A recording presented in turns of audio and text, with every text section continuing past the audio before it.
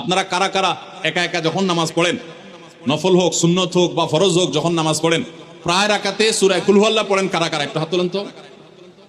আচ্ছা, হাত নামান। খুশি হয়ে হাত তুলছেন, মনে করছেন প্রশংসা পাবেন। প্রশংসা না, বরং একটা বদনাম পাওয়ার ভয় আছে। হাতটা তোলাইছি আমি, আপনারা মনে করছেন সবসময় হাত তুললেই শুধু জিতা যায়। দেখেন, যারা সূরা ইখলাসকে মহব্বত করে, এই যে ঘটনা আমরা শোনালাম নবী সাল্লাল্লাহু আলাইহি ওয়াসাল্লাম, এটা জেনে যে আমার আল্লাহর আলোচনা আছে এই সূরায়, অন্য কোনো আলোচনা নাই, আল্লাহর পরিচয় উল্লেখ করা আছে, আল্লাহর বৈশিষ্ট্য এবং ক্ষমতার উল্লেখ আছে, সেই মহব্বতে যদি কেউ সূরা ইখলাসকে মহব্বতের সাথে ধীরে ধীরে পড়ে, তাহলে তো তিনি অবশ্যই আল্লাহর কাছে বিশেষ মর্যাদা পাবেন। ওই সাহাবীর মতো আল্লাহর ভালোবাসা পাওয়ার সম্ভাবনা জোরালো। তবে আমাদের বেশিরভাগ মানুষ কুল হুয়াল্লাহ সূরা দিয়ে নামাজ পড়ে নামাজ শর্ট করার জন্য, ঠিক না বেঠিক? তাহলে এবার যদি আমি বলি কারা কারা নামাজ সংক্ষেপ করার জন্য কুল হুয়াল্লাহ সূরা দিয়ে নামাজ পড়েন, তাহলে দেখা যাবে হাতগুলো আবার উঠছে। তাহলে সংক্ষেপ করার উদ্দেশ্যে সূরা কুল হুয়াল্লাহ পড়লে সেটার কারণে আল্লাহর কাছে সওয়াব পাবেন না, বরং আপনার নামাজের মর্যাদা আরো কমবে।